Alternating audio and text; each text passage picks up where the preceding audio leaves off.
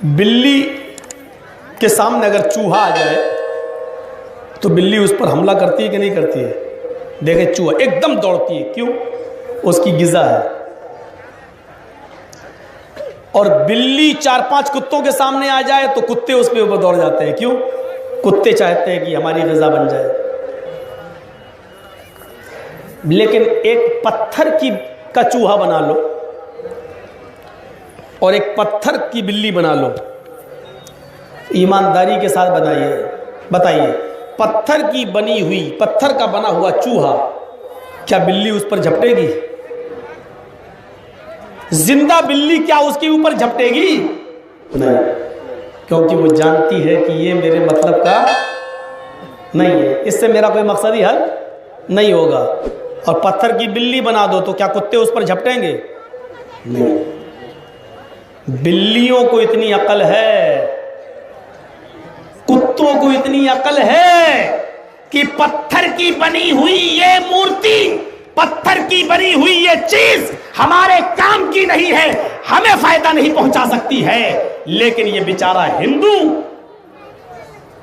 अपने हाथ से उसी पत्थर के भगवान को बनाता है, अपने हाथ से तैयार करता है और अपने हाथ से बनाने के बाद ही डरते हो जाता, ओ भगवान नमस्कार, फिर उसी के सामने झुकता है। तुलसीदास जी ने कितनी अच्छी बात कही थी, तुलसीदास जी ने तो कबीरदास जी ने कितनी अच्छी बात कही थी। दुनिया ऐसी बाउली के पत्थर पूजन जाए, दुनिया ऐसी बाउली के पत्थर पूजन जाए, घर की चकिया कोई न पूजे जिसका पीसा खाए। हिंदू कहते हैं ना, हर जो चीज से फायदा मिले वो भगवान है। तो पत्थर की मूर्ति से क्या फायदा मिल रहा है? शंकर जी की मूर्ति खड़ी तो खड़ी है, रामचंद्र जी की खड़ी तो खड़ी, क्या फायदा दे रही है?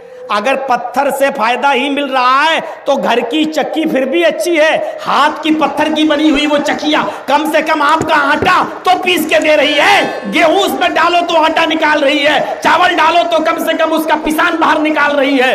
तो कबीरदास जी कितनी बड़ी बात कह गए कि दुनिया ऐसी बाउली के पत्थर पूजन जाए, यानी पत्थर से समझ रही कि भगवान है। और अगर पत्थर में ही फायदा है तो घर की चक्किया से जो फायदा है उसको कोई नहीं पूछता है। अगर पूछता ही है तो घर की चक्की को पूजो, पत्थर की जो कम से कम आटा बना रही है, गेहूं को और चावल का पिसान। दुनिया ऐसी बाउली के पत्थर पूजन जाए, घर की चक्किया कोई न पूजे जिसका पीसा खाए। मेरे भाइयों, कबीरदास जी भी इतनी बड़ी बात कह गए, लेकिन हिंदू कबीरदास को अपना मानते हुए भी उनकी ये बात नहीं मानते। कहते आस्था है, ये आस्था बड़ी अजीब चीज है।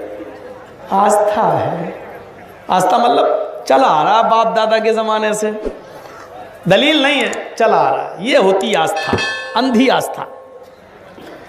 चला आ रहा बाप दादा के जमाने से।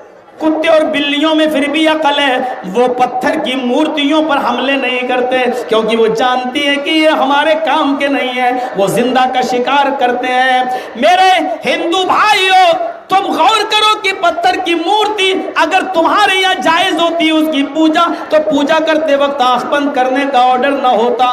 तुम्हारी किताबें कहती हैं, एक पंडित उठ के बता दे, पूरे भारत के सारे पंडितों को चैलेंज देता हूं, एक पंडित मुझे बता दे कि मूर्ति पूजा वेदों के कौन सी अध्याय में आई है, कौन से मंत्र में आई है, कौन से श्लोक में आई है, और हमसे ले ले, हमसे दलील ले ले कि मूर्ति पूजा का खंडन किया वेदों ने। न तस्य प्रतिमास, उस ईश्वर की कोई प्रतिमा नहीं है, उस ईश्वर की कोई मूर्ति नहीं है, उसका कोई स्टेच्यू नहीं है। ओम निराकारम मस्त नेह आकारम मस्त, वो निराकार है, उसका कोई आकार नहीं है, उसका कोई मुजस्सिमा और स्टेच्यू बना ही नहीं सकता है।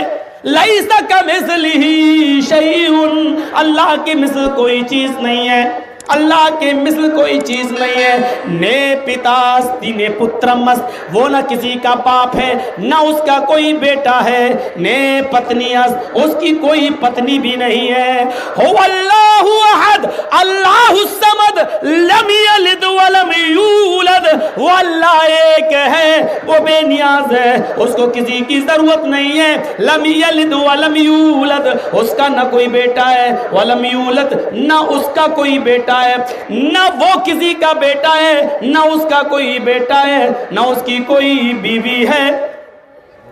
He is alone. He has no father and he has no mother, no brother and no sister. वो अल्लाह अकेला है, उसका ना कोई बाप है, ना माँ है, ना भाई है, ना बहन है। बाइबल भी यही कह रही है, उसका and he has no wife, और उसकी कोई पत्नी और उसकी कोई बीवी भी नहीं है। आई ईसाइयों, ये किताब तुम्हारी है और कह रही है, इसके बावजूद तुम ईसा को अल्लाह का बेटा कहते हो, इसके बावजूद तुम सन ऑफ गॉड कहते हो। मुझे बताओ तो सही, कहां चले गए? अल्लाह वो है जो सर्वोपरि है और सर्वशक्तिमान है, क्रिएटर ऑफ यूनिवर्स है। उस अल्लाह की इबादत करो जो शादी के बाद बेटा बेटी पैदा करने पे कादिर है। तो मियां और बीवी शादी से पहले, निकाह से पहले भी वो बेटा और बेटी देने पे कादिर है। वो हजरत आदम और हव्वा को, आदम को बगैर बाप के और बगैर मां के पैदा करने पर कादिर है, तो हजरत हव्वा को आदम की पिसली से बनाने पर कादिर है। वो अल्लाह हमें और आपको माँ बाप के बगैर नहीं देता है। माँ बाप की जरूरत पड़ती है तब हम आप वजूद में आते हैं, लेकिन वो अल्लाह इस बात पर भी कादिर है कि जब ईसा को पैदा करना चाहा तो उनको बगैर बाप के पैदा करके दिखा दिया। मरियम के पेट से, मरियम के शौहर के बिना मरियम को बेटा दे दिया। वो इस बात पर भी कादिर है, मांगो उससे, उससे दामन उसके सामने फैलाओ जो हर चीज पर कादिर है। उससे नहीं मांगा जाता है जो जिंदगी में कभी भी कभी किसी के सामने मोहताज रहा हो।